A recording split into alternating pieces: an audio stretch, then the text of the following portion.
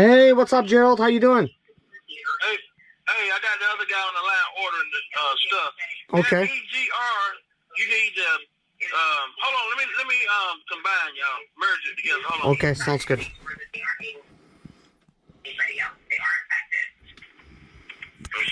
Hello? Yeah. Yeah, what's up? Okay, I got him on the line now. Oh, got a three-way conversation now. Mm-hmm. Yeah.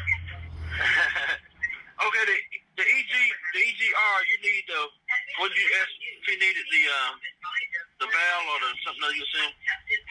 Yeah, the EGR valve. Yeah, you want the whole EGR valve itself. Okay, comes with a gasket. Okay, so we got that covered. We got all the 4 filters. We got the adapter plug housing where the wires pass through into the transmission. All right, cool. Anything else? There might be something else, but I guess at this point I would probably need to discuss it with Gerald and see where he wants to go with it. Okay, all right, cool. Sounds good. Okay. All right, hold on one second. Okay. Let's see how to do this thing.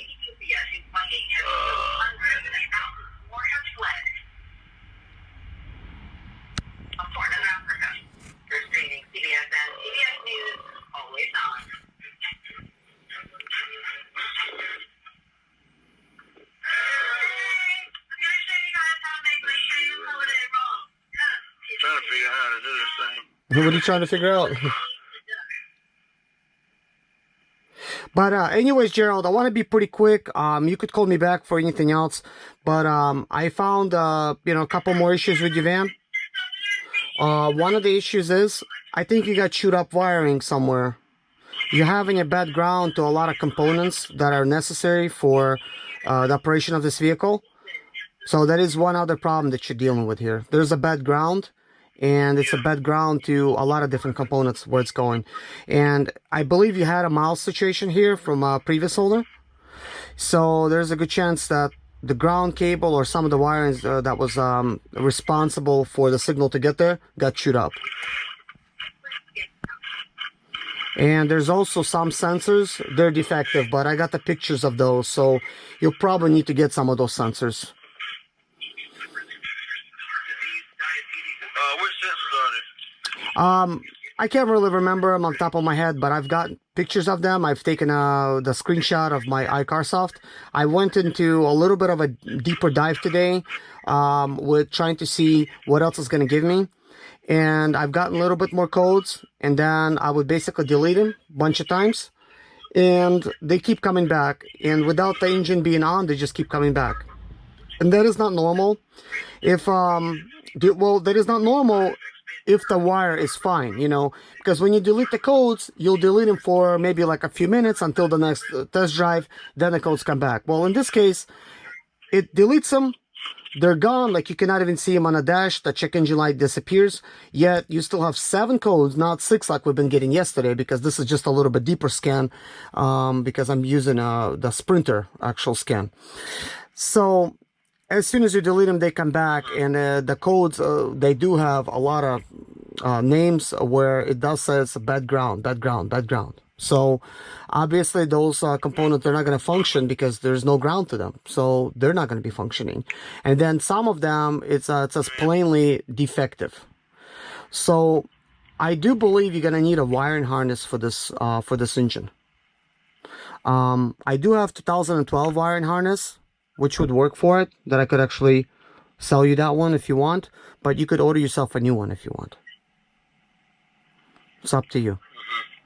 So also your particulate filter, it is so clogged up that it will not regenerate. It does not allow it to regenerate.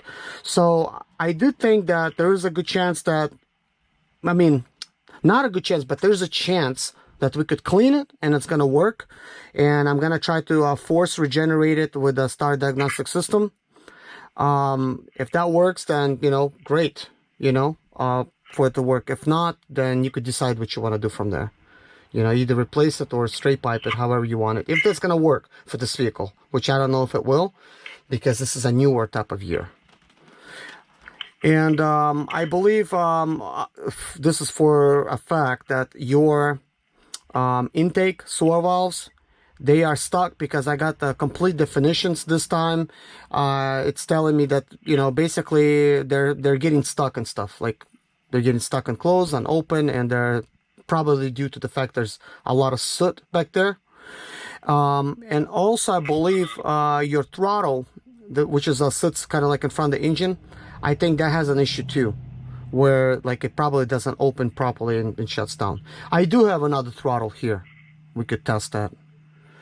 But it just seems like there's a lot of these other little things, not to scare you, but they are there and they definitely need to be addressed, because even if I fix every little thing that you wanted fixed, these codes are still going to come back due to the fact that there's a bad ground, and the ground connections on these engines are very good. They're very thick wires, so that should not be a problem. But however, a wire getting chewed up, yeah, that's going to cause a bad ground to those other wires. So there's a short circuit. It's basically said there's a short circuit. So short circuit would be caused, you know, by, let's say, you know, two wires that not supposed to get in contact, they get contacted.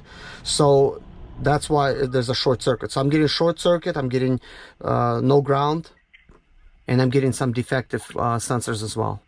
I'm sure I'll find other stuff as I keep going, but today is a really rainy day, and right now it cleared up a little bit, so I came out here since I was giving you those codes, and I started searching for some of these things. Okay, but if you put all the other stuff on, is it gonna make it run? It might make it run better, but if you have a ground situation, then the codes are going to remain, which there is a good chance that it's not going to be performing to the optimal standards. It's just going to be, because some of these components, they're really vital to its performance. It just seems like this is actually, come to think of it, this engine has the most problems I've ever seen on the Sprinter. This one has a lot. So it's a good thing you got a good deal on it.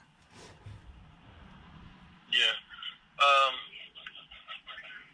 So you say if we change the wiring harness? Yep. Is that what you're saying? Well, the wiring harness does need to be replaced, because there's a good chance the mouse took it to town and it was chewing some wires, probably trying to build a nest. So that's a big problem. Then we have some, you know, because it's causing certain sensors and components not to get good ground, and it's causing a short circuit. There's also some sensors that are bad, but we're going to find out for sure once that wiring harness gets replaced. We're going to actually know at least which of those components are actually working and which ones are not, because when I delete the codes come back immediately, which means that there's a problem in the wiring. This is why it comes back. Yeah. You can't really accurately test whether the sensors are good or bad without replacing the wire harness and fixing the grounds first. So, yeah, that's like the first step. Mm-hmm. Yeah. So you gotta, but if you look at the wire harness, can't you tell if the other wire being chewed or not? I mean, you could tell, I guess, but if you would have seen how this wiring harness wraps around the engine, I mean, just like removal of it is going to be hard. The installation is going to be really hard of it. So trying to really find where it is, that's going to be a challenge. It's like looking for a needle in a haystack, really. Everything is probably greasy as hell. It is. And, yeah, it's kind of spiderwebbed around the whole freaking engine bay. So, yep. Yeah. The problem could be like literally like anywhere, and because this got 500,000, a little bit over, so I mean, maybe you've seen better days. Maybe the wiring harness is just maybe the reason why it's bad. I mean, it's just old. I mean, that happens. I've seen them go out a lot sooner than that. So you got one that you can put on the trad or what? Well, I would recommend you get a new one, to be honest with you. I do have, I have one for 2008 and I have one for 2012. There was no issues with those as far as I know, but when it comes to this kind of stuff, I recommend just get new, you know, because you have a lot of stuff going on. So if you get new, there is a better chance of knowing exactly what's going on, because you put a used one in there and let's say there's a problem somewhere down the road And then let's say I'm going to be thinking everything's correct and you're going to be thinking everything's correct, but we're going to be looking in the wrong place for a problem, then we're never going to find it. That's the only issue. It's like, it's up to you what you want to do.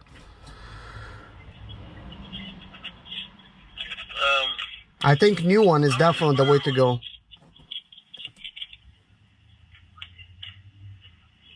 How much is the wire on it? I don't know.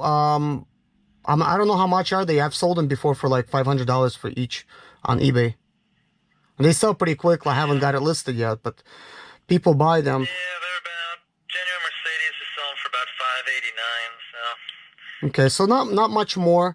So definitely worth getting it from Mercedes. And as much as I would like to sell you my I'm sorry, go ahead. If we get the new wire on us,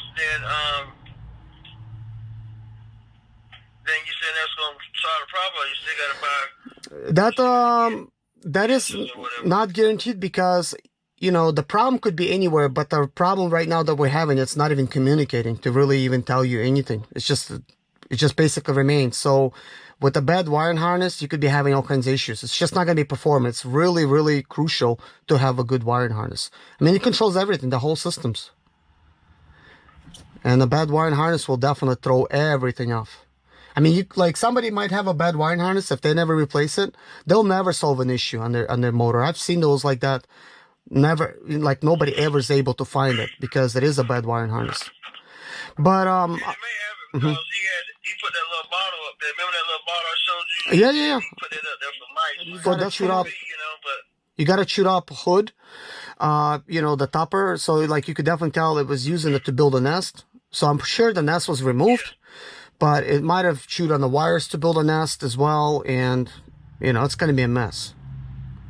Okay, so go ahead and add the wire harness to the order. And then, what about, you talking about some other sensors or whatever? Well, some of those other sensors, I could definitely look at my screenshots and tell you what those sensors are.